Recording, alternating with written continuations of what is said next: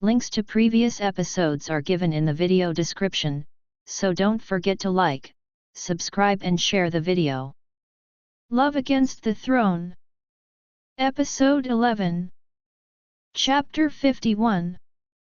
Gemma. The last few days before the coronation flew by as the palace fell into organized chaos. I watched as servants hung scores of flowers along the halls. They transformed the throne room into a hall of tapestries and streamers. I spent most of the days with Izzy learning all I could about being queen. My head felt like bursting from all of the information. The night before the coronation, Cashas and I finally got some alone time. After tucking Nikki into bed, my mate and I just sat on the couch in our room and watched cooking shows, and of course, that leads to X. I awoke from the night feeling nauseous. I knew I was about to puke, but I was held in place by Cashas's strong arm around my waist. He was snoring behind me with his face buried in the back of my neck. Cashas! I smacked his arm. Cashas! I yelled as I felt the bile rising in my stomach. I became more frantic as my mouth began to water to tell me of the impending vomit. Cashas! I screamed and bit his arm. He awoke with a start and released me from his hold. What? He mumbled as I rolled off the bed and ran into the bathroom. I barely made it before emptying my stomach into the porcelain bowl. I groaned and sat on the cold marble tile of the bathroom. My hands were holding my face over the bowl.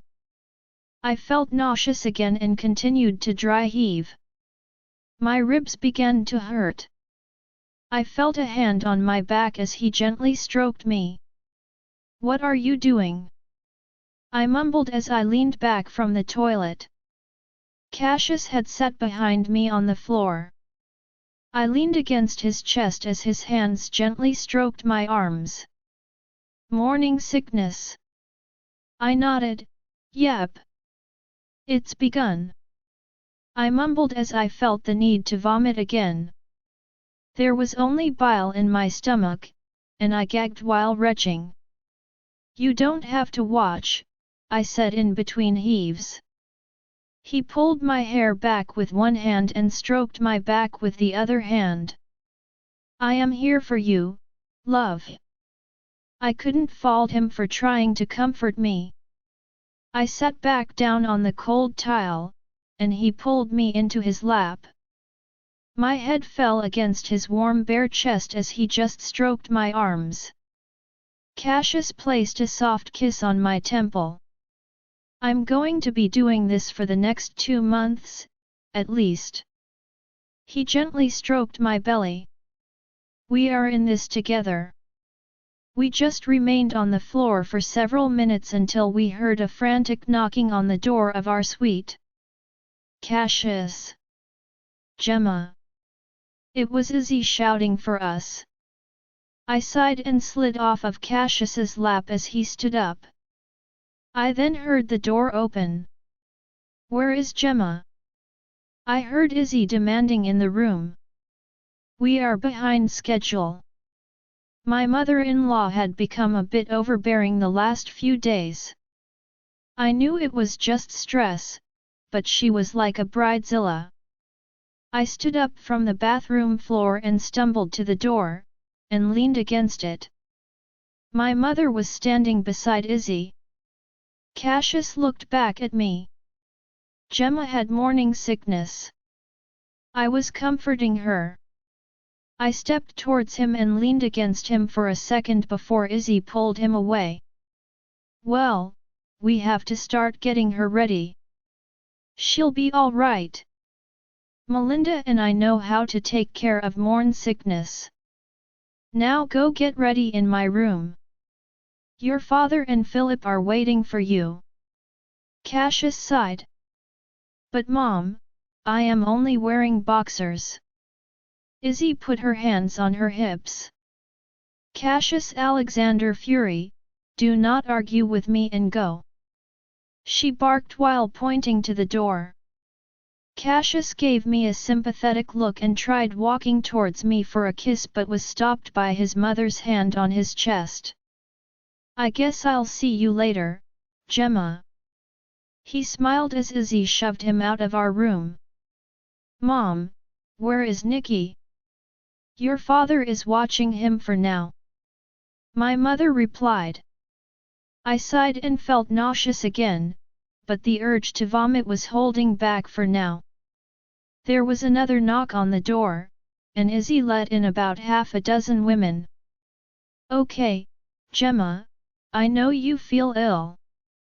But we need you to get in the tub so you can cleanse your body. Then I have breakfast for you, and then the hair and makeup people are here. My mother-in-law growled. Don't you argue with me, now get in the bathroom. She pointed as two women walked with me. One had turned on the faucet, and the other poured some scented oil in. Your Majesty, we must clean you. What? I can clean myself. I cringed at the thought. Izzy stepped into the bathroom with her hands on her hips again. Gemma, do as these ladies say. It is a tradition that you are cleansed. My mother was behind Izzy. It won't be that bad, Gemma. I glared at both of them as I stripped off my clothes and stepped into the tub. The warm water was soothing as the scented oil was like flowers. The ladies began to wash me. I shuddered as the only hands I wanted on me were my mates. I closed my eyes and bit my lip to hide my discomfort. When they were done, I stood up and was wrapped in a thin robe and led back into my room, which had been transformed into a salon. My sister was sitting on a couch eating a croissant. My stomach rumbled, and I felt hungry and nauseous at the same time. I was sat down at a vanity that had magically appeared in the middle of my room. I was handed a cup of coffee and cringed. I set it down.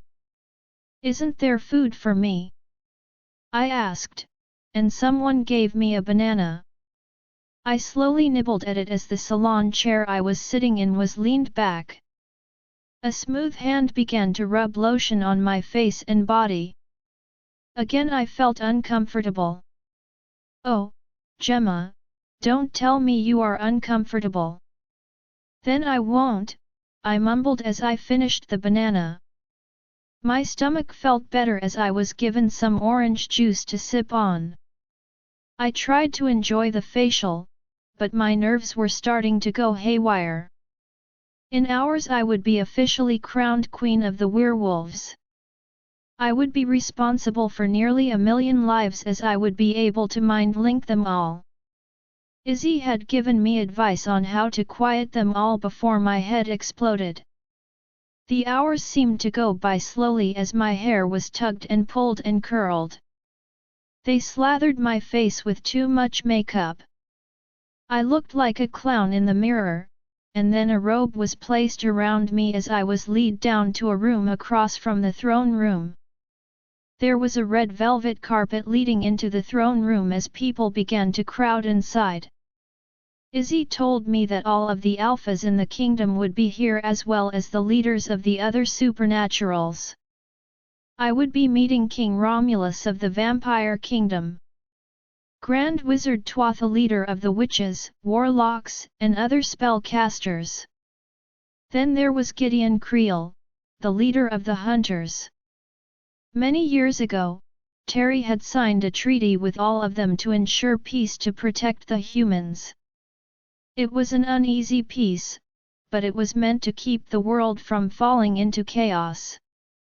I stood on a pedestal in the center of the room as the gown was brought in. The dark blue old-fashioned thing was screaming my name.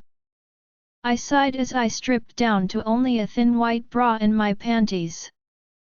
My mother stood beside me crying. She was now wearing a golden gown and had her blonde hair braided. Mom, why are you crying? My baby is about to become queen, she sobbed. Mom, if you cry, then I am going to cry. Izzy growled, don't you dare. You will mess up your makeup. I laughed as I was helped into the god-awful gown. It was a bit tight around my waist as it seemed the twins had doubled in size and were now making their presence known. I wasn't showing yet, but everything I wore now was tight. I feel like it's gotten tighter overnight. I groaned. Seems the twins had a growth spurt, my mother remarked. But can you breathe? Izzy asked. I nodded. Well, then it will be all right. I started feeling hot as the necklace I had picked out was placed around my neck. Then it seemed I was done. It is almost time, Gemma. Izzy clasped my hand. I have to go put on my dress, and I'll meet you in the throne room. Your parents will lead you in. I hadn't noticed that her makeup and hair had someone gotten done in the chaos. Thank you, Izzy. I smiled as she stepped out of the room. I looked at my mother and sister. Oh, Gemma, you look beautiful. My mother sniffled. I can't believe you are about to become the queen. She is so lucky, Tiffany said to my mother. I shrugged. I don't know about luck. It's just a role. I didn't ask for this. Tiffany snorted, oh please, you always get all the luck, Gemma. The White Wolf, the king mate, are you jealous of me, Tiff? Day, Gemma. People forget I am Philip Mackenzie's child too. All of the glory goes to you and Ian. I am just the forgotten one. I'm sorry you feel that way, Tiffany. But you need to step out of my shadow and make your own path. Feeling sorry for yourself isn't going to get you noticed. Tiffany folded her arms and glared at me. I don't feel sorry for myself. Then quit whining. Oh, shove it, Gemma. Girls. My mother barked. Gemma, you are about to be crowned queen, and you are arguing with your sister. Tiffany started it. My mother put her hands on her hips and looked towards the door. Philip, do something about your kids. I turned to see my father standing in the doorway wearing a black tuxedo with a silk sash across his chest. It was green and gold with our pack's coat of arms. His brown hair was slicked back as his blue eyes sparkled. He stepped into the room with my brother right behind him. Girls, what are you doing to your mother? Nothing, I grumbled. He laughed as he looked me over as his eyes gleamed with tears. Today, you will become the queen of Lycanese. I could not be more proud of the woman you have become, Gemma. I know you and Cashas will rule this kingdom well. He turned to my siblings, you two go on into the throne room. An usher will take you both to your seats. My brother smiled at me, Gemma, you look beautiful. He was dressed in a tuxedo like our father. He left his hair a little messy. He looked like a younger version of our father. You don't look so bad yourself, Ian. I glanced at my sister. You look beautiful too, Tiffany. You are not forgotten. You are my sister, and I remember you. She smiled at me as tears formed in her eyes. I'm sorry, Gemma. My mother placed a hand on her shoulder. Okay, it's all behind us. Tiffany, you and Ian do as your father told you. My siblings left the room, and I was left with my parents. My hands started to tremble and sweat. I wanted to sit down and rock in the corner. I took a deep breath. You can do this, Gemma, my mother lightly stroked my arm. Since the day you came out of me backward, I knew you would test my resolve as a mother. You were always my most stubborn and hard-to-handle child, but I wouldn't change you for the world. I am so proud of you. Mom, I felt tears threatening to fall as my mother tried hugging me. It was awkward in this gown. Tears fell from my mother's eyes. I heard my father sigh. Okay, you two need to stop that.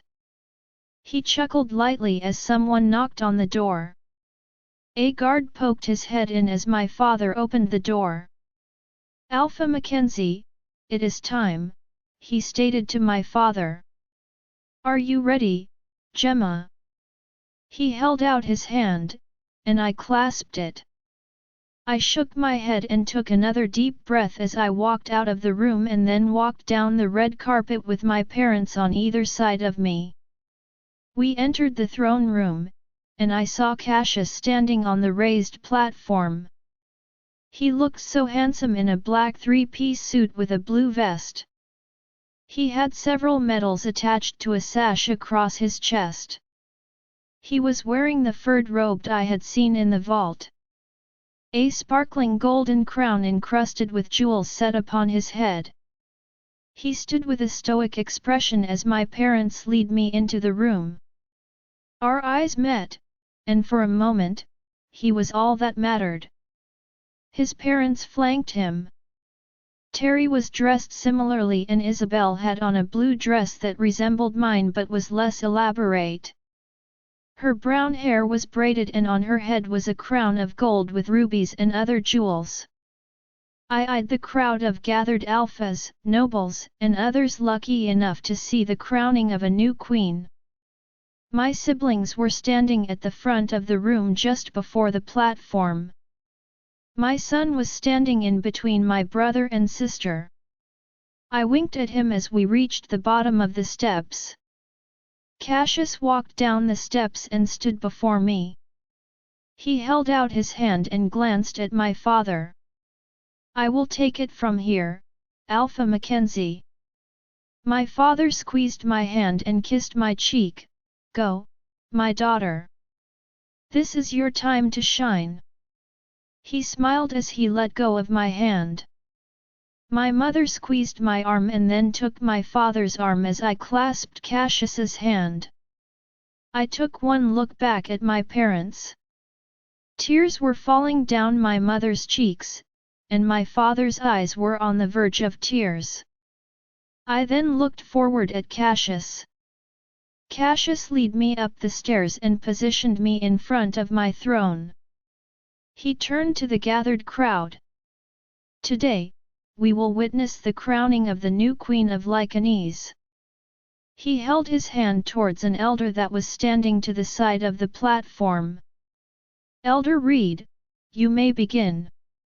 Reed, I was mildly startled as the blonde-haired man stepped before me. He had striking violet eyes like mine. He bowed to me and held an old book in his hands. Hold up your right hand, his voice was strangely familiar.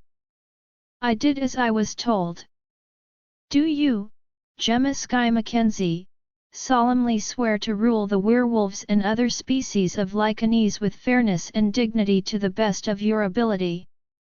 I swear so to do, I replied. Do you, Gemma Sky Mackenzie, solemnly swear to rule at the side of your king, Cashas Fury, till your last dying day? I swear so to do, I replied. And finally, do you, Gemma Sky Mackenzie, solemnly swear to follow the laws set forth by the moon goddess and kings that came before you to the best of your ability? I swear so to do, so help my Selene, goddess of the moon. He smiled and handed the book to Terry. He then took the crown from atop Izzy's head and placed it upon mine. I, Elder Reed Moonraker, crown thee Gemma Sky Fury, Queen of Lycanes. Read Moonraker. Moonraker was my grandmother's maiden name. He stepped back to the end of the platform as Cashas took my hand and held it up as the hall erupted in applause and cheers.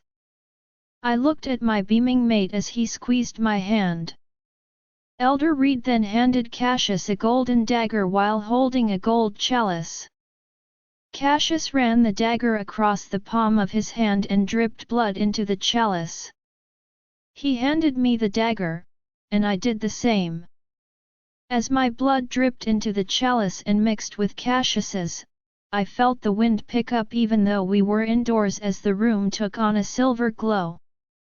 Suddenly I felt lightheaded as thousands upon thousands of voices sounded in my head as I was linked to everyone in the kingdom, even the humans. I took several deep breaths and utilized the technique Izzy had taught me. Focus only on my voice. Cashas's voice came through the strongest. Focus Gemma.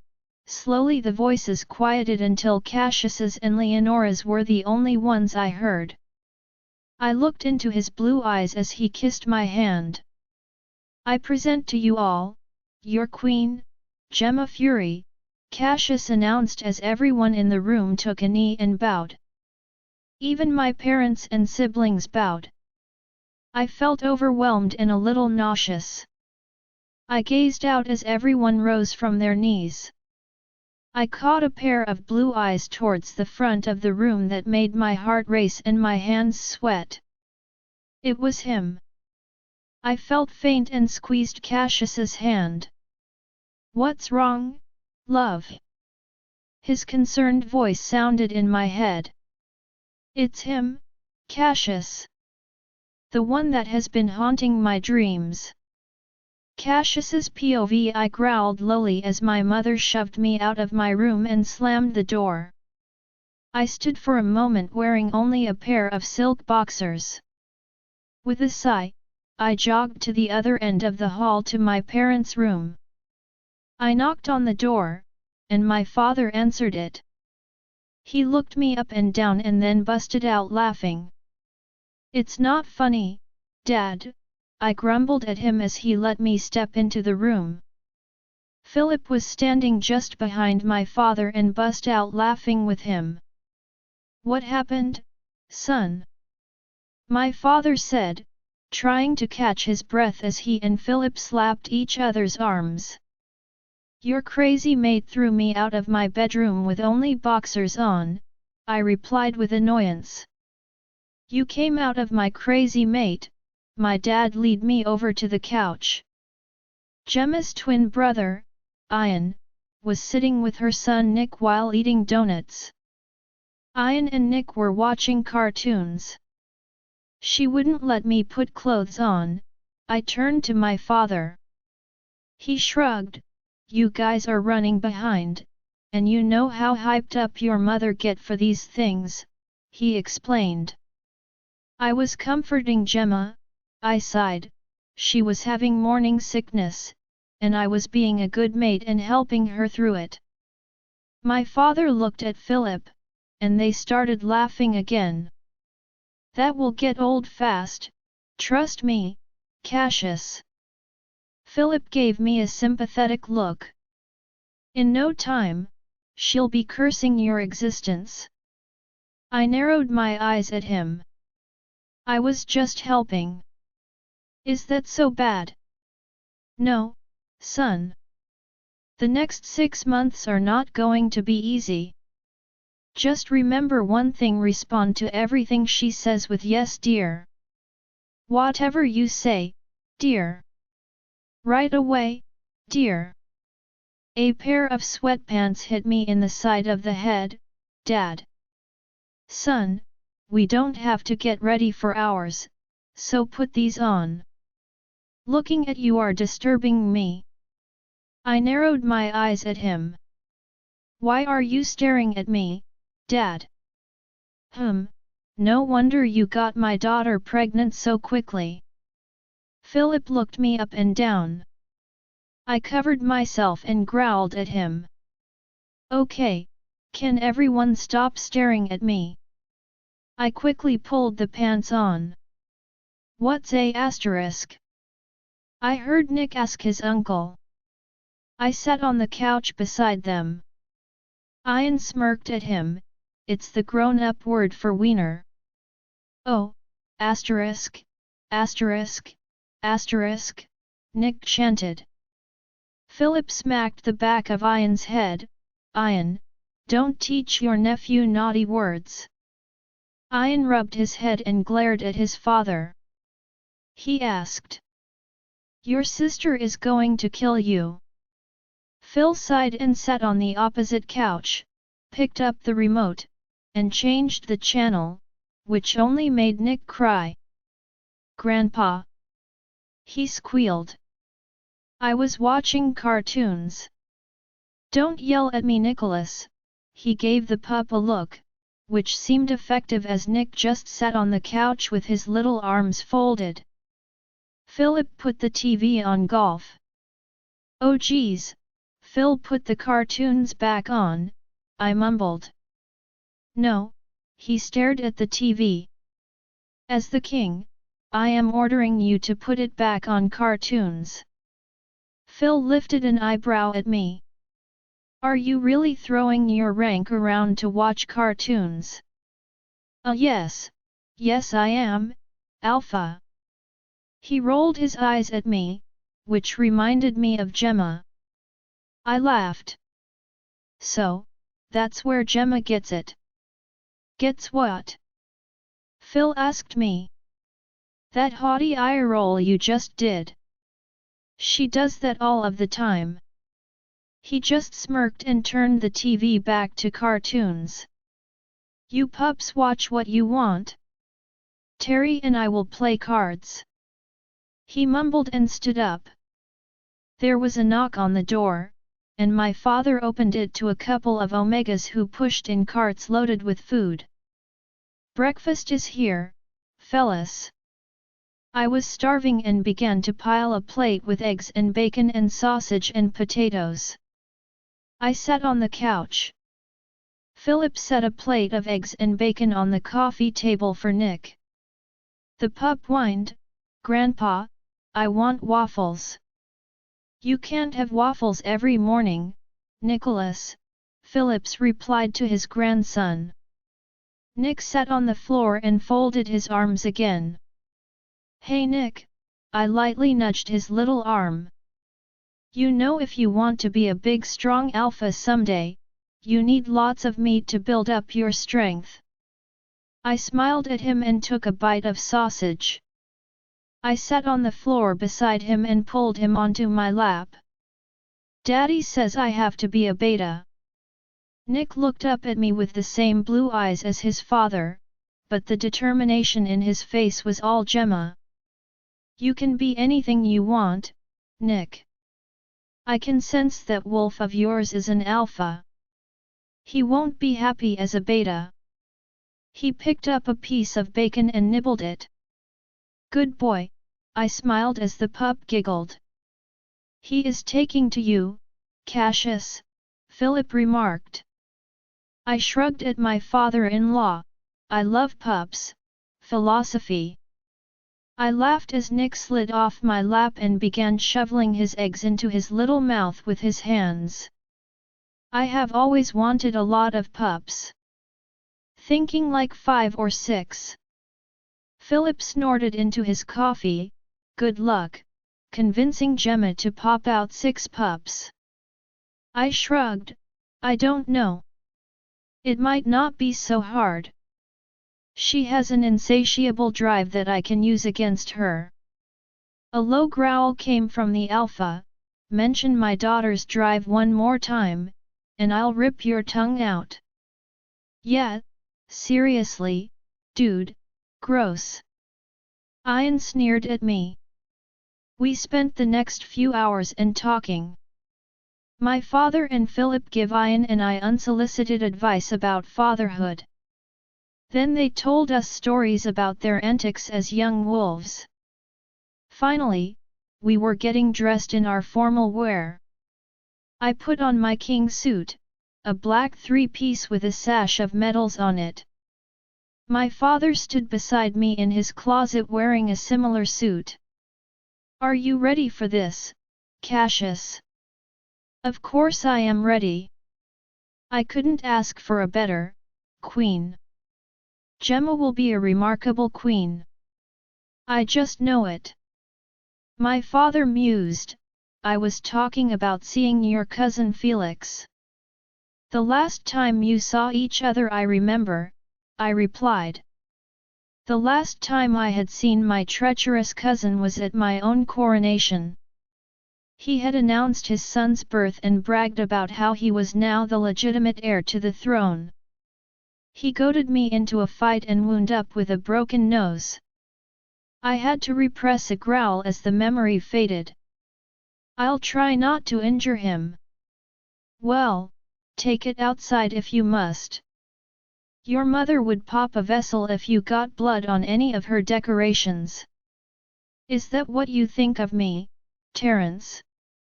We both turned to see my mother standing in the doorway of the closet, glaring at my father. And no, dear. My father stuttered. I was just telling our son not to beat up his cousin today because we don't want your efforts going to waste. She snorted. Nice try. We are almost ready for you. I have to go put my dress on. She called as she disappeared again.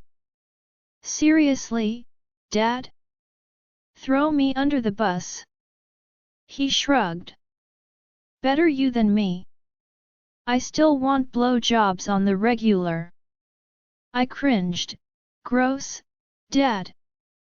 We finished putting on our suits and then headed downstairs with Philip, Ian, and Nick. We went into the men's dressing room next to the throne room. I paced, waiting for the ceremony to start. Philip and Ian stepped out as I agreed to watch Nick for a few minutes. There was a knock on the door of the dressing room. I opened it to a blonde-haired man with violet eyes. Elder Reed, I greeted him. He bowed, Your Majesty. Elder Reed Moonraker was one of the most respected wolves in the kingdom. He usually presided over ceremonies such as this. He had served under my grandfather as his head warrior. Even now, he sometimes trained with my warriors, and like Gemma, he is a white wolf. It will be my great honor to crown my great-niece queen today. I lifted an eyebrow. It's too bad she doesn't know who you are. He sighed. Well, her father refuses to reconcile with me, so I never really met her. She thinks she is the only white wolf alive right now. My nephew Philip won't let me talk to her. Elder, you may meet with her after the coronation. I believe she wants to speak to you also. I can imagine her shock when she learns that you are her grandmother's brother, I said as the elder smiled. I would like that. Maybe I could get her to convince Philip to make up with me. Perhaps, I said as my mother walked into the room. It's time, she said as she smiled at Nick. She was wearing a blue dress similar to the old one Gemma was wearing. It was less elaborate. On her head was the queen's crown, which she would pass down to Gemma. I picked up the king's crown, sitting on a velvet pillow on a table in the room and putting it on. I adjusted it on my head as it felt heavy. My mother then clasped my hand and smiled at me. The door opened, and my parents walked out first. I looked down at Nick. Come on, Nick. It's time for your mom to become the queen. He ran over and grabbed my hand. We walked out of the room, and I spied Ian and Tiffany sitting near the front of the platform. Nick, you see your aunt and uncle. He nodded. Go sit with them and be a good pup, okay? Okay. I watched as he ran over, and Ian set him on a chair between him and his sister. Sighing, I took my place in front of my throne as my parents stood on either side. The doors opened as everyone in the room rose from their seats. I looked down the red carpet to see my queen flanked by her parents, strolling down the aisle. She was in the old coronation dress that generations of queens had worn. Her blonde hair was braided and resting on her shoulder. Her violet eyes sparkled as they met mine. For an instant, the rest of the world disappeared as I watched my mate, the mother of my children, my everything glide towards me and our future together. Gemma and her parents finally reached the bottom of the steps, and I walked down to hold out my hand to her. I glanced at Philip. I will take it from here, Alpha Mackenzie. The Alpha squeezed her hand and kissed her cheek. Go, my daughter. This is your time to shine, he smiled at her. Her mother squeezed her arm as I clasped her soft hand. Gemma looked back at her parents as I lead her up the stairs. I had her stand in front of the Queen's throne. I then turned to address the crowd. Today, we will witness the crowning of the new Queen of Lycanese. I gestured towards Elder Reed, who was standing off to the side of the platform. You may begin, Elder Reed. I beamed proudly as I watched Gemma take the oath. I could sense a little uneasiness from her through the bond. Elder Reed removed the crown from atop my mother's head and gently placed it on Gemma's head. I, Elder Reed Moonraker, crown thee Gemma Sky Fury, Queen of Lycanese. He announced and stepped to the side. I took her hand and held it up as the hall erupted into cheers and applause. I squeezed her hand as Elder Reed handed me a dagger while holding a chalice. I ran the dagger across the palm of my hand and dripped my blood into the chalice. I gave Gemma the dagger, and she did the same. As our blood mixed in the chalice, the wind picked up, and the room took on a silvery glow.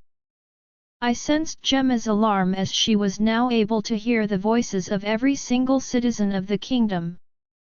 Focus only on my voice, Gemma. I linked her. Focus, Gemma. I could sense her calming. She looked into my eyes, and I brought her hand to my lips and kissed it. I present to you all, Queen Gemma Fury, I announced as everyone in the room except my parents took a knee and bowed to their new queen. I felt her uneasiness as everyone rose to their feet again. Her heart began to race, and I felt her hand squeeze mine. She was upset about something. What's wrong, love? I asked in her mind. It's him, Cashas. The one that has been haunting my dream. His voice sounded laced with fear. She managed to maintain her composure as we sat on our thrones. Who is causing you distress, Gemma? I could feel my anger rising. Someone was making my mate tremble. She flashed me an image, and I looked out at the crowd to my cousin's smirking face. That's the one that has been plaguing your dreams. Yes, she replied as we stood up and walked down the red carpet. She looked straight ahead. We had to greet the other citizens gathered outside of the palace. That is my cousin Felix. I nearly growled. That rat was somehow disturbing her dreams. No doubt the work of his witch of a mate. I would have to get to the bottom of it. But I had to wait. Maria. I called to my Delta through the link. What's wrong, Cass? She replied with concern. Keep an eye on Felix and anyone that arrived with him. I ordered her. On it, Cass. Gemma and I reached the balcony overlooking the courtyard and beyond. Thousands of wolves were crowded in as Gemma, and I waved to them. Both of us are hiding our fear and anger. The gathered wolves all cheered for their newly crowned queen. We then headed back towards the dressing rooms outside of the throne room. She would get out of the traditional coronation gown into something a little more comfortable. I went to wait in the other dressing room. I was met with my parents. They must have sensed my anger. "What is wrong, Cassie?" my mother asked as I sat on one of the couches. I was hesitating to say anything about Felix. "Cashas, we can sense your anger, you know that, right?" my father said to me. I took a deep breath. Gemma has been having nightmares for weeks, and she keeps seeing Felix. They glanced at each other in silence. "Are you sure?" my father asked with concern. She said it was.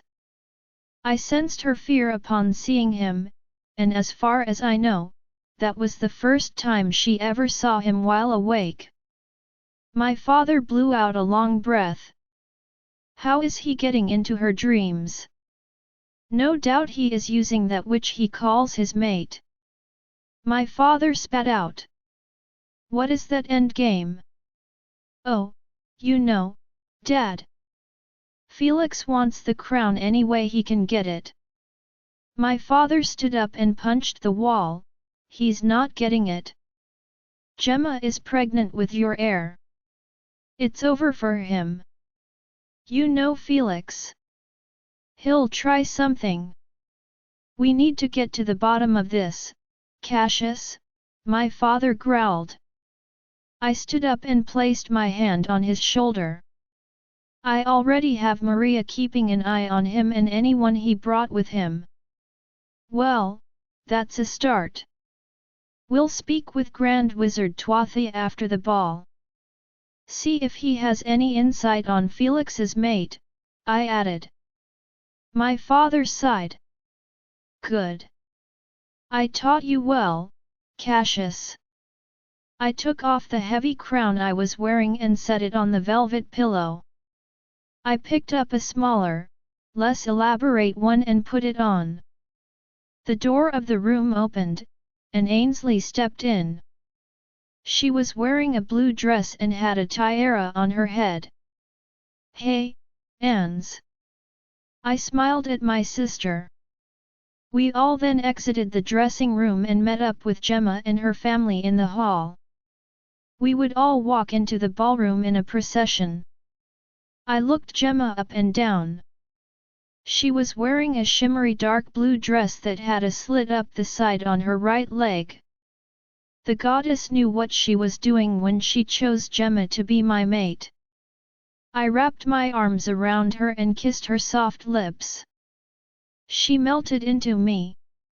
Cashas. My mother barked at me. With hesitation, I released her and clasped her hand. Are you ready for the ball, Cinderella? She laughed softly. As ready as I'll ever be. Let's go, I replied, and we lead everyone into the ballroom. Cashas's POV Gemma and I walked into the grand ballroom arm in arm. Our families followed us. My beautiful queen and I walked a circle around the room.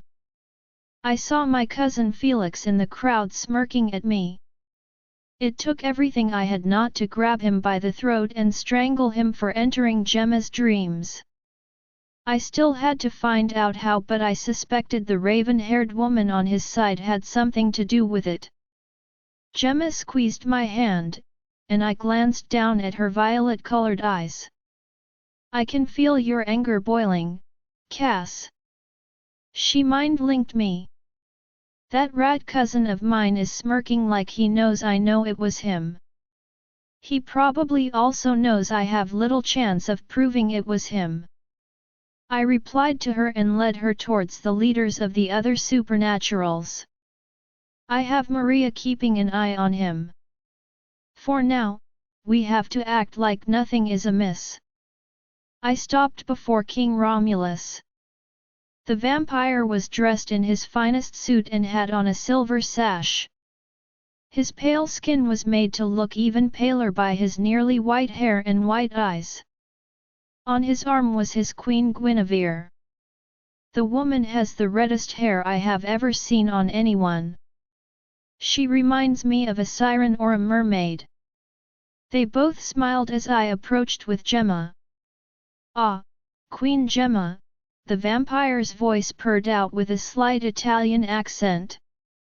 I am King Romulus D'Angelo, and this is my wife and queen, Guinevere. Gemma smiled and took his hand and lightly shook it. She then shook the queen's hand. It is nice to meet you, she eyes Guinevere and tilts her head. Forgive me, Queen Guinevere, but I was under the understanding that you were no longer a wolf. The red-haired woman offered a warm smile. You are direct, Queen Gemma. But yes, I am still a wolf while also being a vampire. It was a necessary change to allow me to live a long life besides my king. She smiled at her husband. Sorry to intrude, Gemma said to her. No, it is quite all right. The two of them exchanged a smile. You know I knew your grandmother. Gemma's eyes lit up. My grandmother? Victoria. She tilted her head and looked over the queen. She laughed. Yes, I am much older than I look. Your grandmother was an intriguing woman and a brilliant fighter. It was because of her that we were able to sign the treaty between species. Oh wow, Gemma listened with fascination. It was clear she wanted to speak some more to the other queen, but we had to meet others. Gemma, love. You can come back to Queen Guinevere later. There are others you have to meet with, I said to her. She sighed. Forgive us, Queen Guinevere. Call me Gin. Gemma smiled at her. You can call me Gemma. The two queens nodded to each other as I lead her towards Tuatha, the leader of the spellcasters. A thin man with a long white beard stood wearing a black cloak. He looked ancient, like he had lived for thousands of years. He has startling grey eyes. Your Majesties, he purred out in an English-accented voice. Gemma, this is Grand Wizard Tuatha. I introduced them as Gemma shook his hand. The man's eyes widened. You are with child, no? She nodded. Twins, powerful twins I can sense. White wolves like yourself. He closed his eyes for a moment. Your children will be instrumental in keeping this world from falling into darkness. Her mouth fell open, and she looked at me. How? Tuatha smiled. You will see in time, Your Majesty. Her hand clasped mine. I squeezed it to comfort her as I could sense her nervousness. So they are both white wolves? Gemma asked him. You can't sense it. She sighed. I wasn't sure. He placed a grizzled hand on her arm. Or you were afraid to admit it. She nodded to him. You may be right. Come along, love, I said to her quietly. I lead her to a tall bald man with dark tan skin and a black beard. He has brown eyes and scars covering his face. He practically sneered as we approached. Definitely underdressed for this function, wearing camouflage pants and a black shirt. Gemma, this is Gideon Creel, the leader of the hunters. Gemma gave him an uneasy nod. Mr. Creel. He looked her up and down. Queen Gemma. His cold voice spoke out. She trembled slightly under the intimidating glare of the hunter. No werewolf was comfortable around the hunters. Their very existence was meant to destroy the supernaturals. But my father had forged a treaty with them and the other supernatural to keep the regular humans safe. The hunters would only kill the supernaturals that stepped out of line. Well, I won't keep you from your fancy party, the hunter's cold voice slithered out. Mind if I eat some food? No, Gideon, go right ahead, I replied to him as he walked away. Gemma shuddered. Are all the hunters that creepy? She asked. I laughed. Yes. I kissed her hand. Are you hungry? She nodded. Your pups are making themselves known by increasing my hunger. I clasped her hand and led her to the table on a raised platform. My parents and her parents were seated on either side. There were 2 thrones in the center of the table. I helped her sit and then sat beside her. Food was brought out to us, and I watched as she dug right into the huge slab of prime rib with potatoes and asparagus. You are hungry, love? She nodded. I swear since yesterday I feel like I can't get enough to eat. I told you, dear. Twin alpha pups of the royal line will take a lot out of you, her mother Melinda said to her. I know, Mom. I remember. Cass, I heard my beta's voice through the mind link. I looked up to see him standing on the other side of the room with Maria and my head warrior Ward. What is it, Deke? We have the information you will want to hear, he replied, and I sighed. I looked over at Gemma. She was talking to her mother about pregnancy stuff. Gemma, I nudged her gently. She turned her attention to me. I have to go talk to Deke and Maria real quick. Her eyes narrowed with a look of concern. Is everything all right? I'm going to find out. You stay here and finish your meal. I'll be back. I stood up and walked away without another word. I saw my father staring at me. Everything is all right, Dad. Is it about Felix? I reached where Deke and Maria were standing. I ushered them into the hall. Talk to me. Deke looked at Maria. We found Felix's mate or whatever you want to call her chanting in the garden. She ran off before we could get to her. I only hope she didn't finish whatever spell she was trying. I growled lowly. I'll ask Twathia if he suspects anything. Anything else? All of his people appear to check out, Maria responded, but that doesn't mean I am going to stop keeping an eye on them. Good, I am going back in. You guys keep on it. Sorry, you have to miss the ball. Maria snorted, like I am into this sort of thing. I patted her arm. Keep up the good work, Maria. I headed back into the ballroom. I spied Twathia at a table with King Romulus and his queen. Twathia, if I may have a word with you. The wizard looked up and trained his golden eyes on me. You may. He stood up, and we walked to a more secluded part of the ballroom. Have you detected any magic being used around us? My people spied the witch mate of my cousin Felix doing something in the garden. He shook his head. Not from in here. I can go out there and see if I sense anything. Please, I would appreciate it. Also, is it possible for a spellcaster to project dreams into someone else? He nodded. It's possible. Quite easy actually. I sighed heavily. You seem distressed about something, King Cashas. Someone has been projecting dreams to my queen. She has become quite disturbed by them. He looked towards my cousin. Felix was sitting at a table with the raven-haired woman at his side. Tuatha made a low, almost growl sound.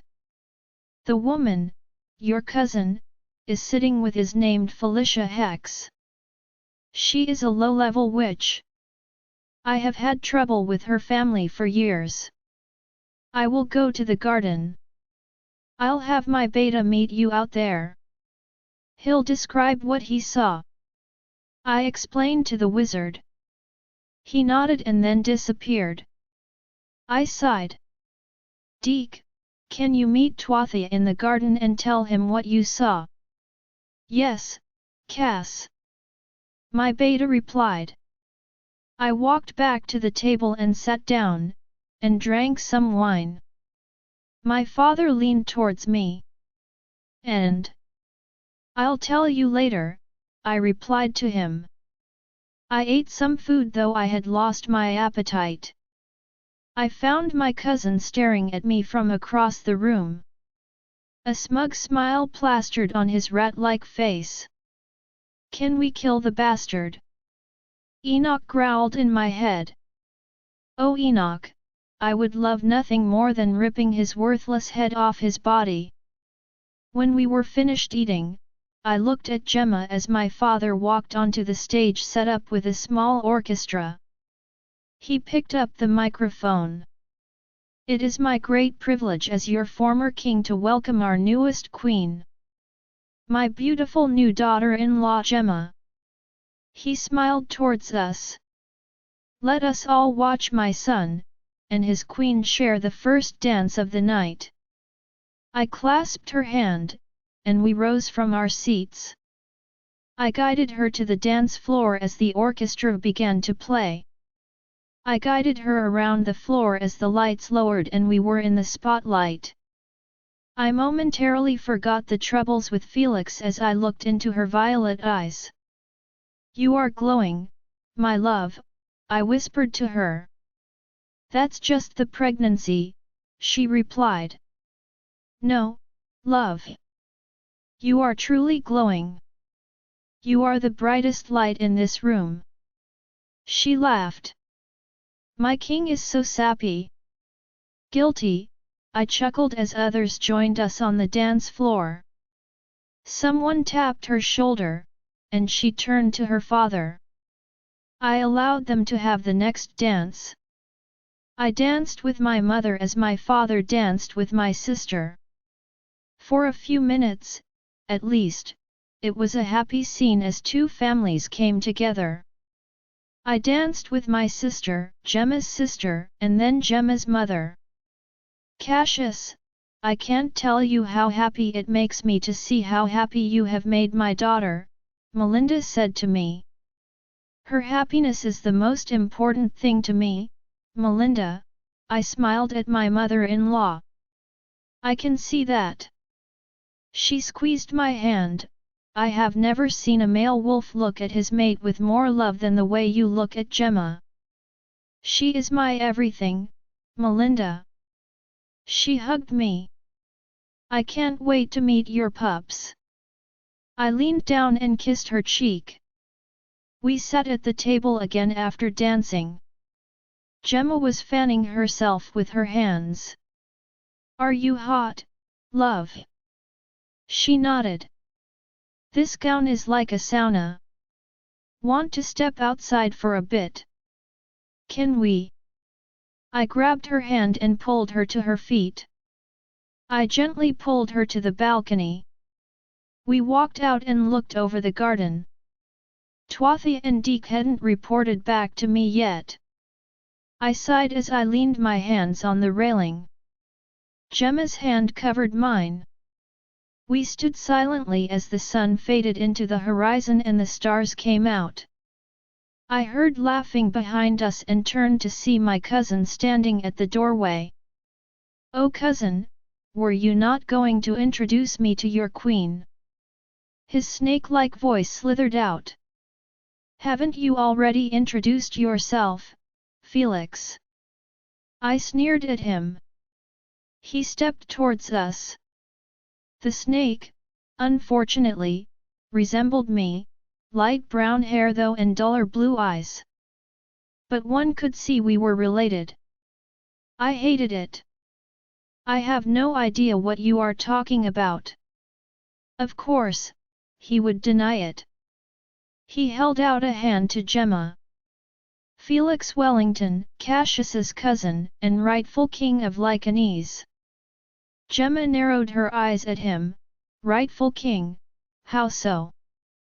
Well, Cashas needs to have an heir by the time he turns 25. Joke's on you, Felix, I snarled at him. Gemma is pregnant with my pups. Felix laughed. Oh yes, I have heard, but I had also heard how promiscuous she was before she became your mate. Are you entirely sure that they are yours? My fists clenched as I growled, yes, they are mine.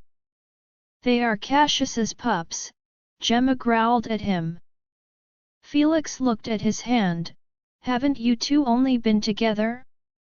What is it, 2 weeks or so? And you Queen Gemma had not been within recently with anyone besides Cashas. I looked over as she bit her lip and looked at the ground. I had the night before the mating ball. Felix lifted an eyebrow at me. Sounds like a paternity test may be needed. No, I growled, those are my pups. No one else's. I would know if they weren't mine. I still think I may request a test. Let's kill him. Enoch was trying to push himself forward. That's not happening, Felix. We will have to wait at least 2 months for the test, and it's risky to Gemma and the pups. He shrugged. I was just helping. It would be too bad if they come out, and it's discovered they aren't yours. Give it up, cousin, I hissed the last part. You are not getting the crown. We'll see about that. I must go find my companion. He started to walk away from us before he turned back. Sweet dreams, Gemma. He winked at her. With that, I launched myself at him and pinned him to the wall by the neck. You, I roared at him. What are you doing to my mate? He laughed. Nothing, he struggled under my hold. I was just having some fun with her. Or at least Felicia was. I tightened my grip on him.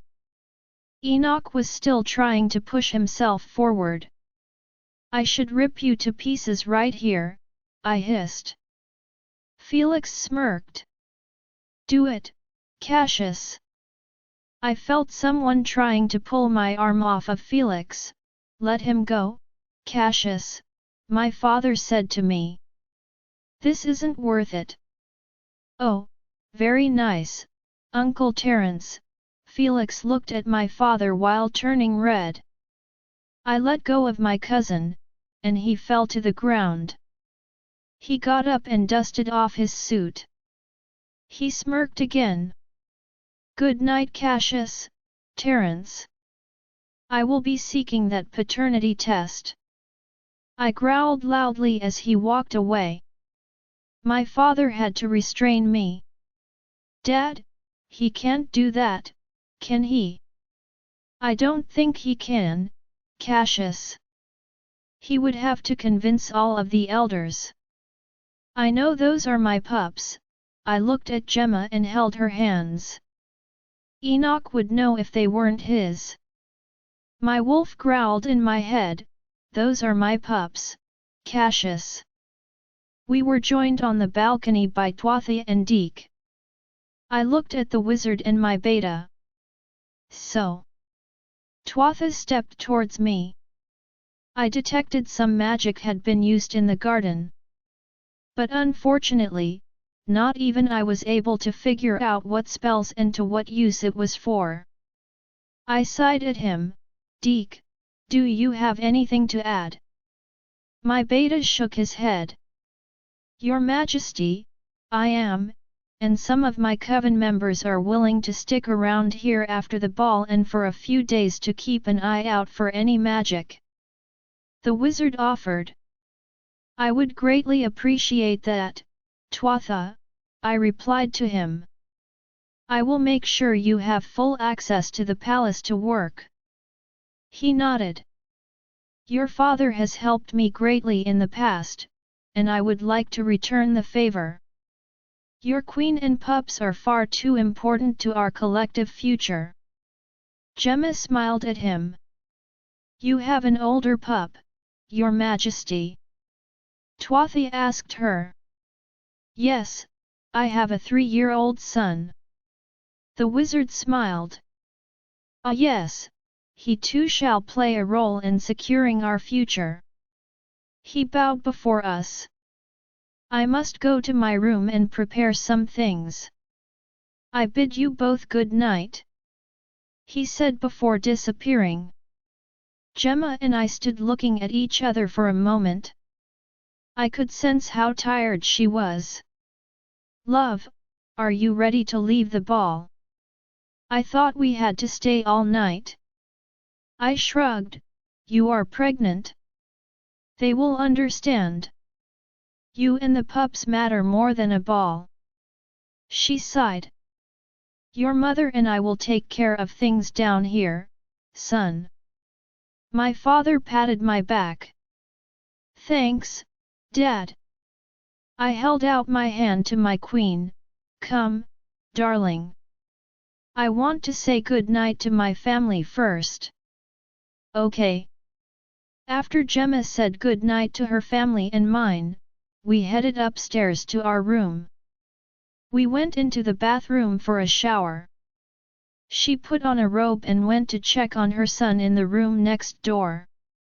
A nanny had been watching him during the ball, but Gemma still had to say good night to her pup. I sat on one of the couches and leaned my head back. My eyes fluttered closed as my brain went over tonight's events. I knew my cousin was going to do whatever he could to win the crown. I had to convince the elders that the pups Gemma was carrying were mine. I knew in my soul that they were mine. There was no doubt about it. A male wolf knows his offspring from the beginning. Enoch wouldn't lie to me about their paternity. The door opened, and Gemma stepped in. I had read his favorite story to him 3 times before he would go to sleep. She sat beside me on the couch and grabbed my hand. I'm worried about this paternity test. That test is not going to happen, Gemma, I growled lowly. Those are my pups. But, if Felix is a moron. He will not win. I shouted. She shrank away from me. I hated making her afraid. I'm sorry that my previous life provides doubt. There are no doubts, Gemma, I argued. She sighed and got up from the couch. She walked into the bathroom. I followed her in, and she was sitting on the edge of the tub, rubbing her eyes as tears fell from them. I am sorry. I was just having fun. I picked her up and held her against my chest. Gemma, please, don't cry, she sobbed into my chest as I ran my hand up and down her back. We both stupid things in our pasts. I am no chaste virgin myself. I know you had X the night before the mating ball. But I don't hold it against you. She took a deep breath and stopped sobbing. Cashas, her voice was low as it was clear she was falling asleep in my arms. I picked her up bridal style. Let's not talk about this anymore tonight, love. You need sleep. I placed her on the bed and covered her with the blankets. I kissed her on the lips as I sat beside her. My hand rested on her belly. I lowered my face to her soft skin and took a deep breath. "Hello, pups." I smiled up at her as she ran her hand through my hair. "Definitely mine." Her eyes grew heavy as I traced my hand in circles on her stomach. Soon her breathing evened out, and she was softly snoring. I kissed her belly. "Good night, pups." I kissed her soft lips and rose from the bed. I made myself a drink from the small bar next to the TV. I sipped on whiskey as I sat on the couch and propped up my feet. I just stared into the room as I listened to Gemma snoring on the bed. I was thinking of all of the ways I wanted to murder my cousin. I was also thinking of how we could avoid that paternity test. I also needed to know his plans so I could keep my family safe. Gemma's POV. The rest of the weekend after the coronation went quickly. Cashas and I spent the day after holed up in our room with Nikki. We watched lots of cartoons. After Nikki went to sleep, I had normal dreams for once. Was it because we now suspected Felix's companion was responsible? I did see my twins frolicking in the daisies with Cashas. I was snuggled in the arms of the man I loved when the inevitable nausea kicked in as I awoke. He was holding me tight again. "Cashas," I smacked his arms. "Cashas, I'm going to puke." I struggled to get free, and he groaned and released me. I was out of bed and running to the bathroom. I retched into the toilet until my sides hurt. I sat on the ground as he sat behind me. His hands were softly rubbing my back as I held my head in my hands. "You don't have to sit there every time I puke," I mumbled to him as I got to my feet. I felt a bit dizzy and had to grab the counter. "I told you before, we are in this together."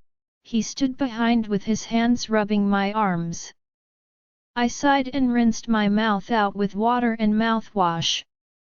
We went into the shower, and I was still too nauseous to be up for shower. After the shower, we dressed. I opted for black slacks and a purple button-up shirt with a black jacket. He dressed in one of his suits.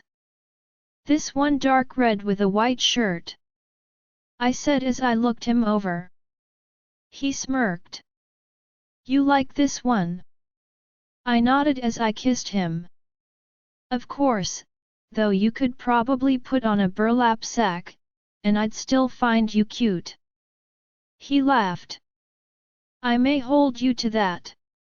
"I have to go get Nikki ready for pup care," I said as I walked out of the closet. "I'll be here waiting."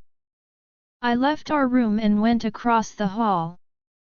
Nikki was sitting on his bed playing with his stuffed wolf. "Morning, Nikki. How did you sleep?" "Okay," he said with an air of sadness. "What's wrong?" I asked him. "I miss Daddy," he replied as I sat on his bed and pulled him onto my lap. "I'm sorry, Nikki. I'm sure Daddy misses you too." "You'll see him soon," I patted his back. "We'll call him later, okay?" He nodded with a sniffle. "Now, let's get you dressed." I set him back on his bed and walked over to his dresser. "What do you want to wear today?" He still looked sad. "Cashas, can you possibly ask the kitchen to make waffles for Nikki for breakfast? I still haven't gotten the hang of mind-linking random people." "Okay, love," he replied. "Is everything all right?" "Nikki misses Jeremy," I swear I heard him growling. "Cashas, stop growling." "Sorry, it's a reflex," he mumbled. I laughed as I picked out clothes for my son. I picked out a shirt with a tiger and some khaki pants for him. "How about the tiger?" I got him dressed. "I had the kitchen make you waffles for breakfast. How does that sound?" "Yummy." He smiled as we walked out of his room. "Come on, Cass," I called into my room, and my king appeared a moment later. He looked down at me. "Son. Your mom said you were feeling sad this morning." He picked up Nikki. He shook his little head. "I miss my daddy." He leaned against Cashas's chest. "I know. I'm sorry, Nick." Cashas held him as we approached the elevators. His parents, sister, and her mate were waiting as well. "Good morning, everyone." "Well, it's nice to see you two out of your room," Terry smirked at us. "We just wanted a quiet day," Cashas replied to his father. Terry scoffed. "Didn't sound quiet to me." Cashas rolled his eyes as the elevator door opened. We all squeezed in. "Hey Nick, at lunchtime, we'll come to get you from pup care so you can call your daddy from my office." "Okay." My pup smiled at my mate. "Okay." When the elevator arrived on the ground floor, Cashas set Nikki on the floor. My son shot off like a rocket towards the dining room. "Nikki! Slow down!" I called after him. I watched as he ran into one of the warriors. Nikki fell backward and started to whimper. The warrior glared at my pup. "Watch where you are going," he growled at my whimpering pup. "Dumb pup!" I reached him and picked up my now crying son. The warrior's eyes widened as Cashas growled beside me. "Did you just call my stepson dumb?" The warrior shook his head. I am sorry, Your Majesty." "Apologize to the Queen's son," Cashas ordered as the warrior trembled. I am sorry." He mumbled and walked away. Nick stopped whimpering as we walked into the dining room. Everyone rose to their feet. We took our respective places. "Good morning, everyone. I hope you all had a good weekend as we celebrated the rise of a new queen." Cashas's voice boomed.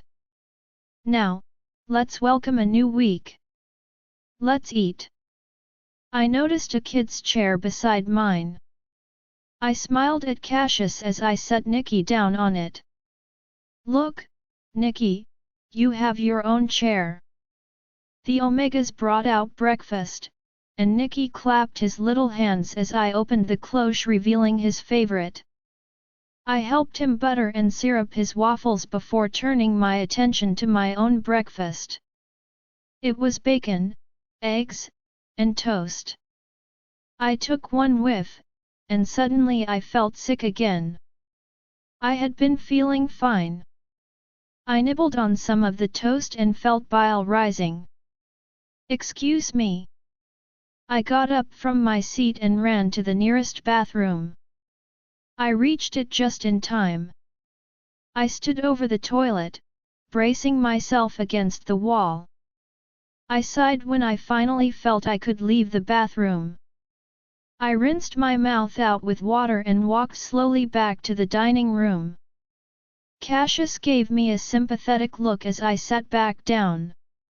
An Omega set a mug in front of me. "Gemma, dear. I had them make you some chicken broth," Izzy said to me. "It helped me with morning sickness. Drink it and nibble the toast." I picked up the mug and sipped it. The salty brine soothed my belly. "Mommy, are you okay?" Nikki asked me. "I'm okay, baby." I patted his little hand.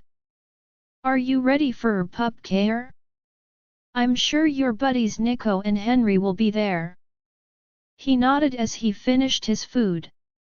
Let's go now.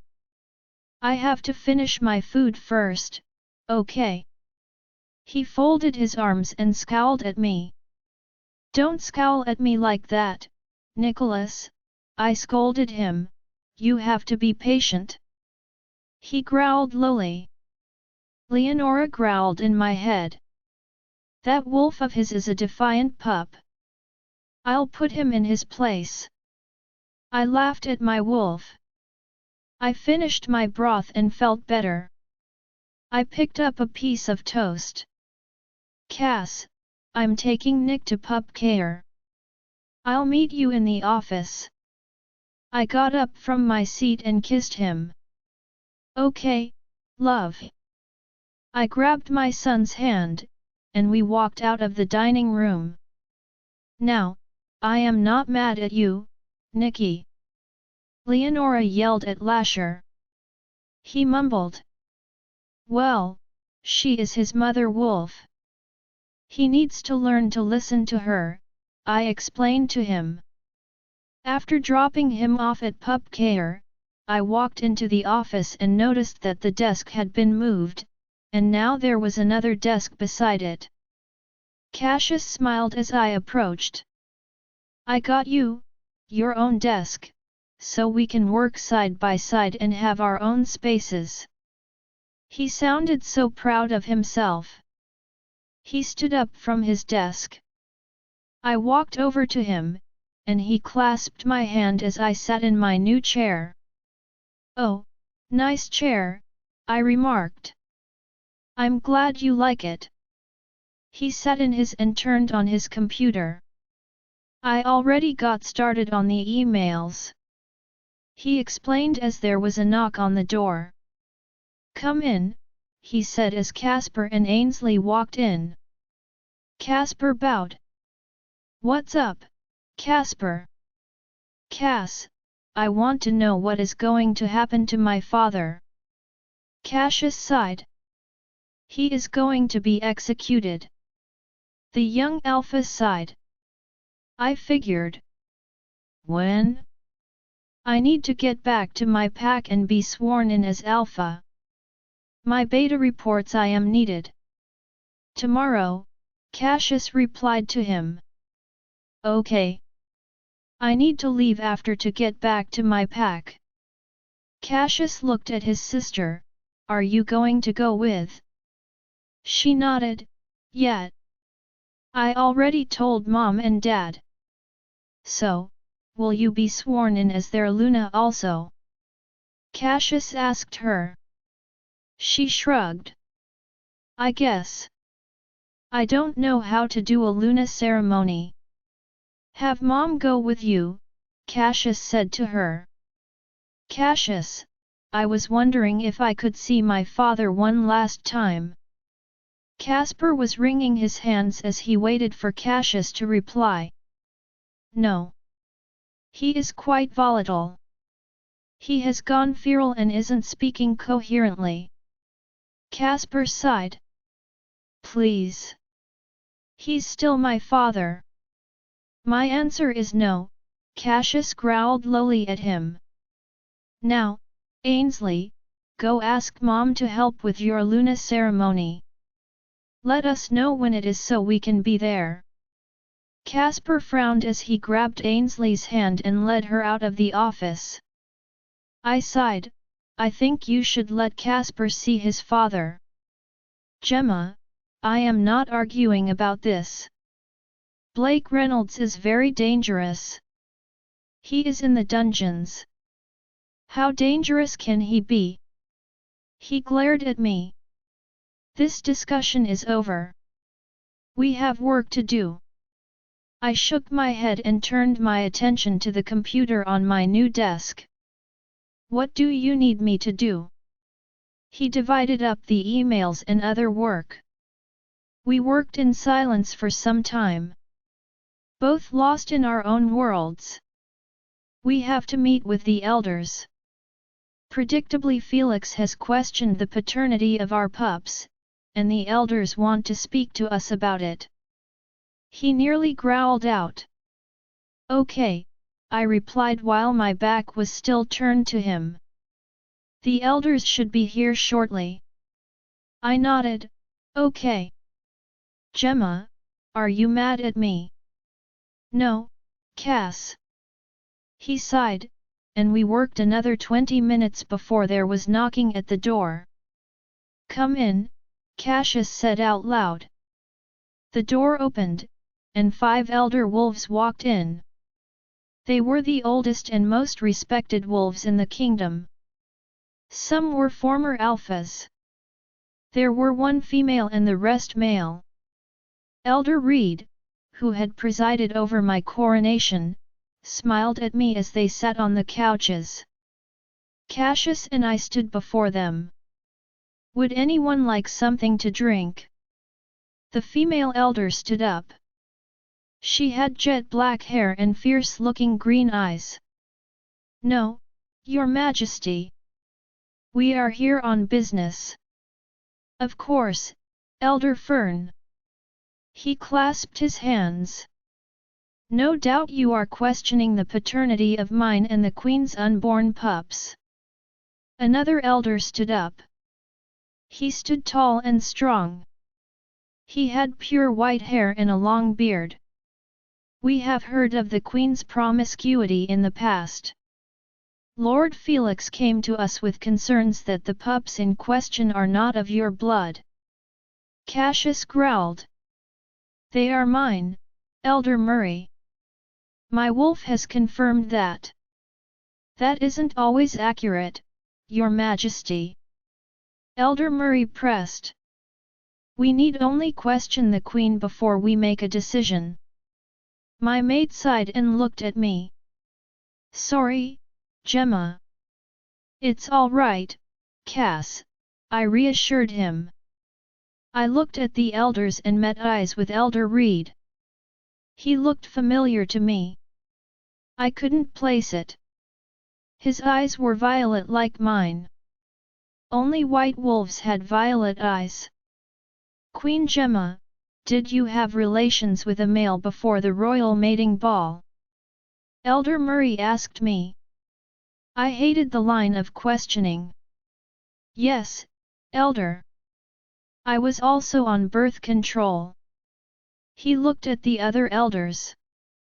"When did you know you were pregnant?" "It's been about a week that I have known. Dr. Hall confirmed it after Cashas told me. We may have to have an exam done to confirm the age of the said pups," Elder Fern joined in. "When did you stop the birth control?" "Shortly after I arrived here at the palace." She looked at the other elders. "I think we are done here. It sounds like Lord Felix's concerns were unfounded. Though we would still like you to be examined." She explained.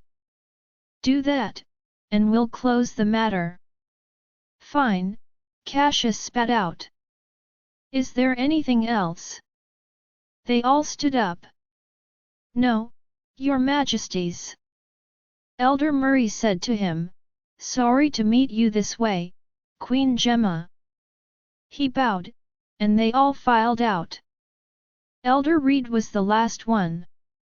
"Elder Reed," I called to him. The blonde-haired man turned to me. "I have a question. Or several." He smiled warmly at me. "I know you do.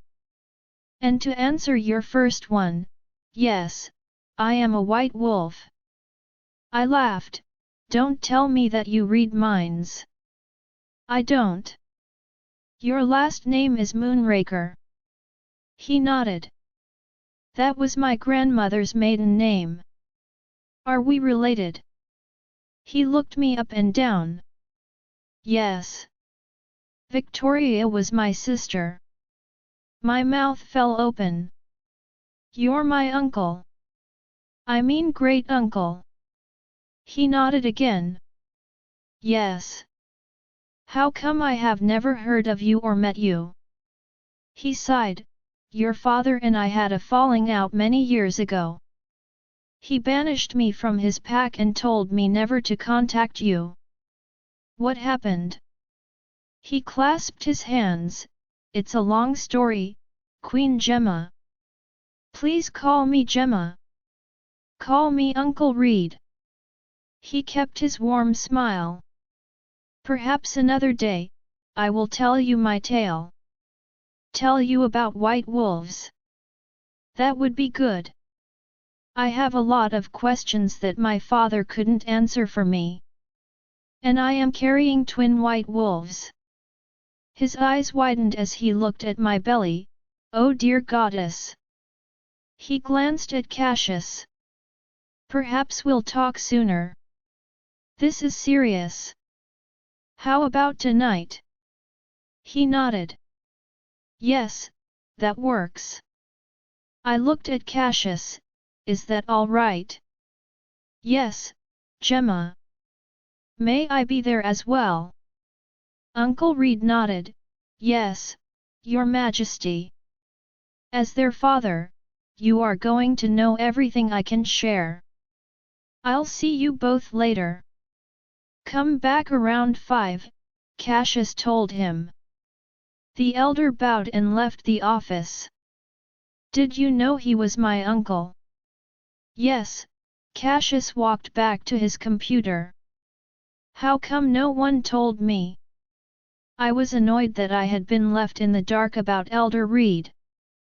Ask your father about that, Cashas mumbled. We got back to work, and before long, it was lunchtime. I went to pup care to retrieve Nicky so we could call Jeremy. But my pup seemed occupied with his friend and asked to stay to play and eat lunch with them. Okay, we'll call your dad later then, I said to him. As I was returning to the office, I ran into Casper Reynolds. Gemma, can I call you Gemma?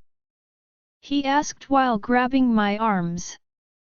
Yes, but only if you let me go, I said, and he dropped his hands. Sorry, I need to ask you a favor. Can you take me down to the dungeons to see my father? Please. I need to talk to him one last time. The young alpha sounded desperate. I don't want to cause problems with Cashas. He frowned at me. I hate to ask this of you. But I wouldn't be asking if I wasn't desperate. I need to say my goodbyes to him. Please. I sighed heavily. All right, I'll take you down. Wait here for me. I told him before going to the office. I should have been having lunch. Cashas was sitting in front of his computer, talking to someone. He looked up. Excuse me, Alpha. Sorry, Gemma, I have some important calls to make. Do you need me? He shook his head. I am going to go have lunch in the dining room with Ainsley then. I lied to his face. I hated it. He nodded. Okay, I'll see you soon, love. Sighing, I exited the office and went back to where I left Casper. He looked nervous as I approached him. Okay, let's go. I ushered him down the hall. We exited the palace and walked to a dark building several yards away. It sat low and had iron doors. I put in my code to enter. I walked in, and Maria was sitting behind a desk in front of more iron doors. She looked up and narrowed her eyes. Gemma. She stood up and eyed Casper. What are you doing here? Taking a deep breath, I stepped towards her. Alpha Casper would like to speak to his father. The Delta folded her arms. I don't think so. Reynolds has gone feral.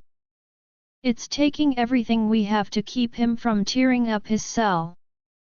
Even the silver chains have little effect on them. Delta Hall, I know how to talk to him. Please just give me a few minutes with him. She sighed. The king said no visitors. Well, I say Casper here should be able to see his father. Just a few minutes. I can't go against Cashas's orders, Maria folded her arms. You can't go against mine, either. She glared at me. If anything happens to you, I cut her off. It will be okay, Maria. Delta, I can handle him. Trust me. Maria snarled and walked towards the iron door that went into the inner dungeon. She opened it and led us down the long line of cells. They were mostly empty. We could hear growling as we approached another iron door at the end of the corridor. We entered, and there were silver-coated bars within. Former Alpha Reynolds was within in half-wolf/half-human form. His eyes were glowing gold as he growled at us. He softened momentarily as he spied his son. No words came from him. You have 5 minutes, Maria instructed Casper. The young Alpha nodded as he looked at his father. I stood beside him. Do you want me to leave? Casper shook his head. You don't have to. Maria walked out and left us there alone with the feral Alpha. Father, Casper said out loud. I know you can't speak right now. I can speak, you Claude. The Alpha's features returned to human after Maria left. That was just for show. Oh, Casper glanced at me. I just wanted to speak to you one last time. Wanted to gloat, did ya boy? No, just quit stuttering Casper. Have I taught you nothing? He sneered at his son. Pathetic. You will be the downfall of the pack I worked hard to build up. Casper sighed. I know you killed my mother, Renee. Renee wasn't your mother, Reynolds snorted. I did kill your mother. She gave me a weak son, so I snapped her neck. Big deal. Renee kept giving me worthless daughters, so I snapped her neck. Geez, it's no wonder you are being executed, I mumbled out. The former Alpha turned his eyes on me. You are the reason I am in here. Had you not stuck your nose where it didn't belong? He growled at me. Casper put himself between his father and me. Father, you have only yourself to blame.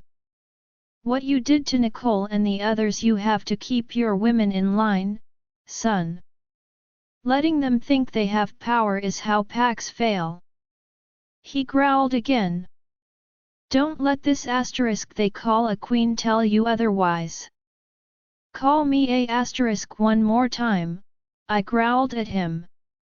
Reynolds snorted, oh right, the high and mighty Gemma Mackenzie. I tremble. He mocked me. I made the mistake of stepping towards him.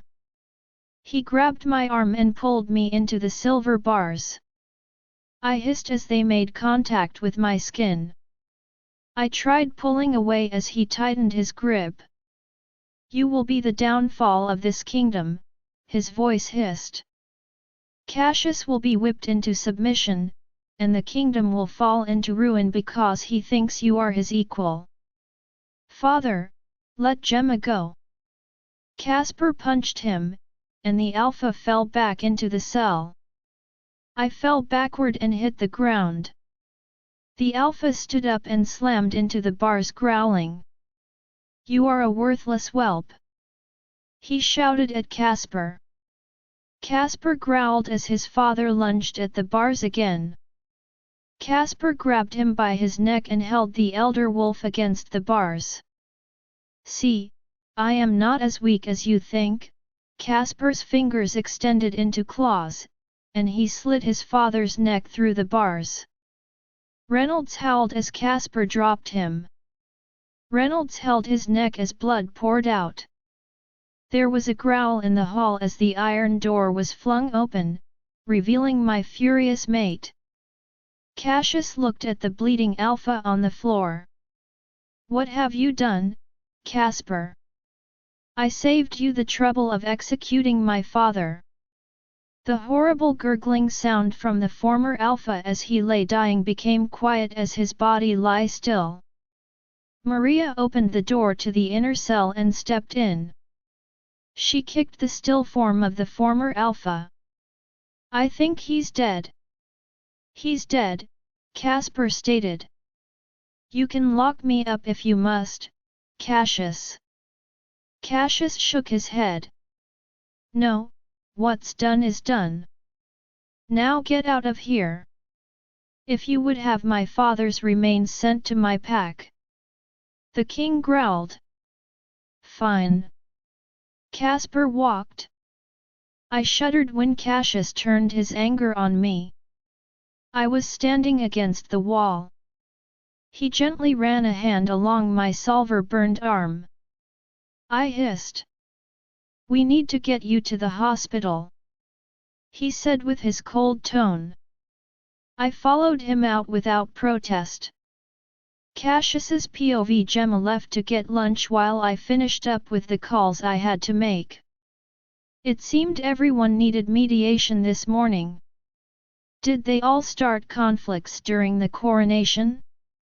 I shook my head as I finished yet another call. Deke had come in with information on his continued investigation of Silver Paw's trafficking activities. It was a mess we were hopefully going to clean up soon. I sat back in my chair as a feeling of dread came over me. "Cass," Maria mind-linked me, "Gemma just brought that young alpha that's mated to your sister to see his father." I growled loudly. "How dare she defy me?" I rumbled out loud. "I'll be right there, Maria," I replied to my Delta.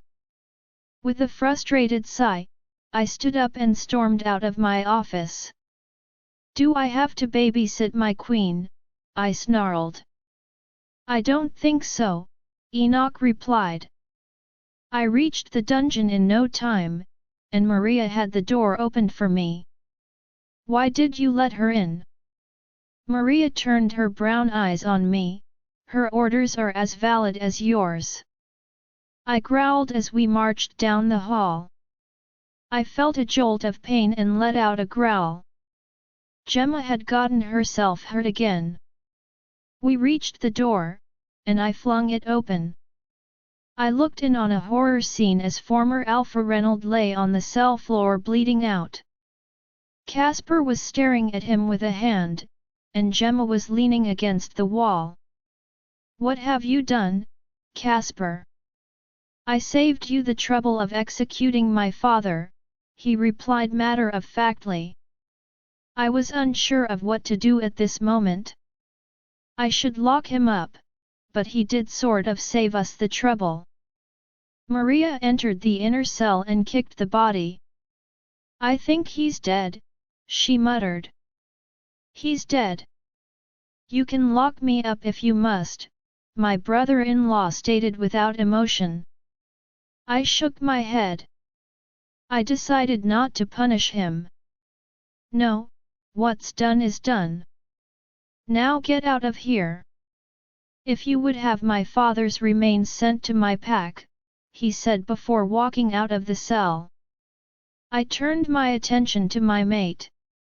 She shuddered as I reached out and ran my hand along her burned arm. She hissed painfully. "We need to get you to the hospital," I said to her in my cold tone. She followed me out without protest. We walked in silence out of the dungeon and towards the hospital. The nurses sitting at the front desk looked up as we entered. They bowed. "The queen has been burned with silver," I told them. One stepped forward and ushered Gemma down the hall and into an exam room.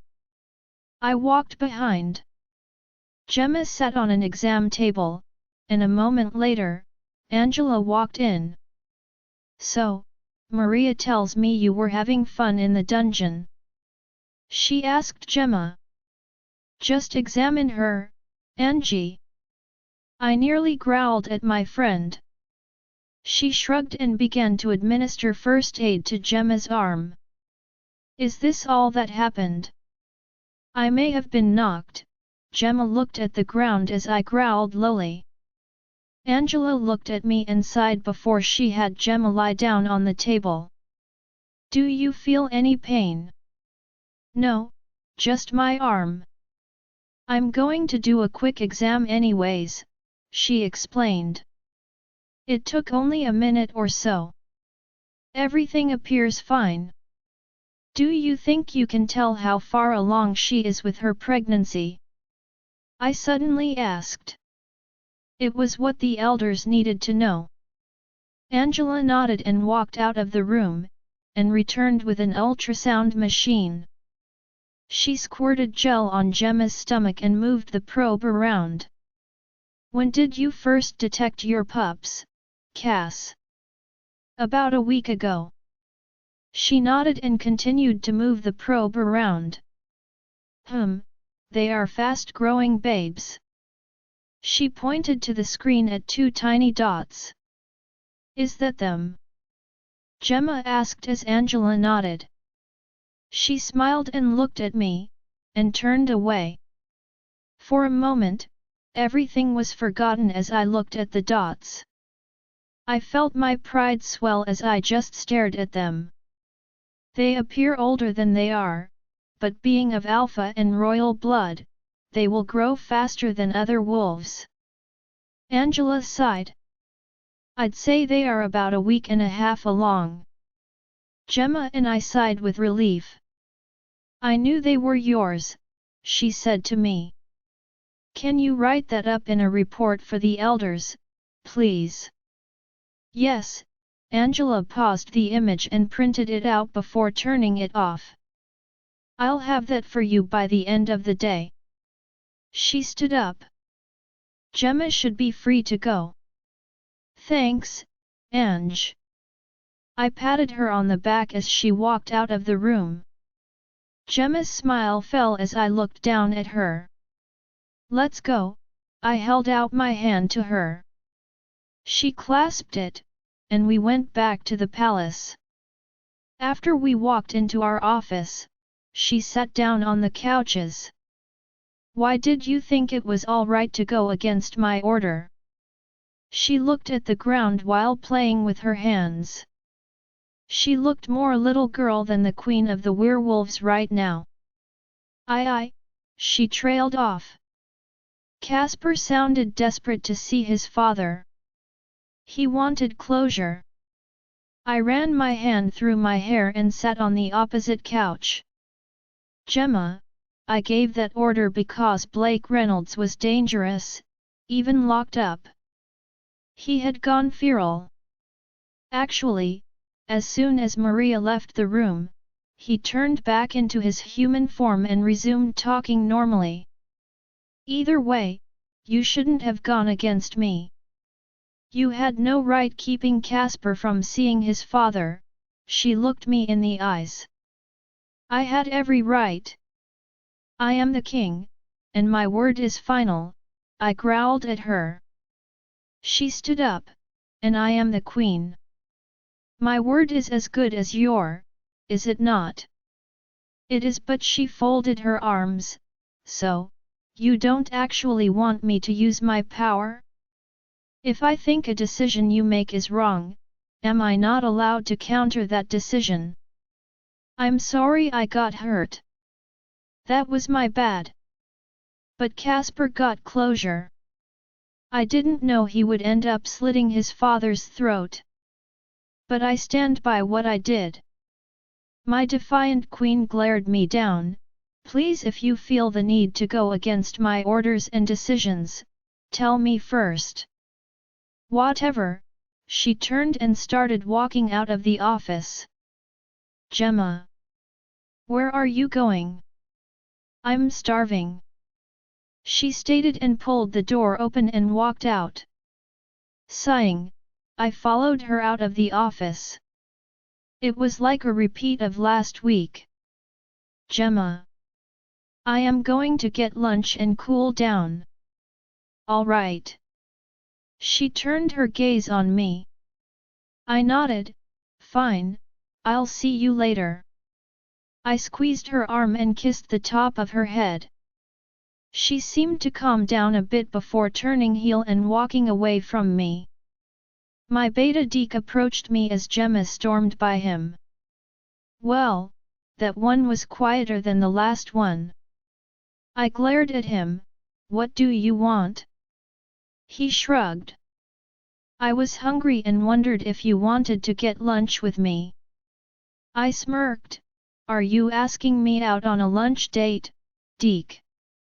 He shrugged. Why not?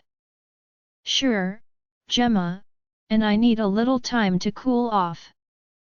I'll have Bruce bring the limo around. Oh boy! Deke snickered. Bruce, can you bring the limo to the front? I mind-linked my driver. Where should we go, Cinderella? I asked my best friend. Nothing fancy. He replied as we walked out the front door. Bruce was already in the front, leaning against the limo. That dude is fast. I laughed as Bruce opened the door. Why do you think I have kept him around so long? I smiled at the driver as we slid into the vehicle. Bruce was in his seat in a flash. Where to your Majesty? I glanced at Deke. How about 5 guys? Some sounded good to me. My beta nodded, and I relayed that to Bruce, and we were driving away from the palace.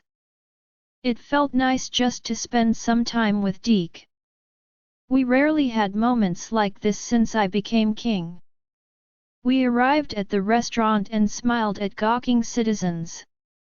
It was big news when the king and the royal betas showed up at a restaurant. We walked in, and the line parted to allow us to get up front. No, everyone, order your food. We will wait in line with the rest of you. I said as people hesitantly got back into line. A she-wolf with a small pup stood in front of us. The pup looked up at me and smiled. I returned the smile. Hello, pup. He became shy and buried his little face into his mother's side. He whimpered as his mother looked down at him. Don't bother the king, Dustin. He is no bother, ma'am, I said to her. I knelt down to the pup's level, and he looked me over. I held out a hand to the pup. Hi Dustin, I am Cashas. With hesitation, Dustin grabbed my hand. Hi. He muttered out. I laughed. Are you shy? He shook his head. I was shy too when I was your age. It's all right to be shy.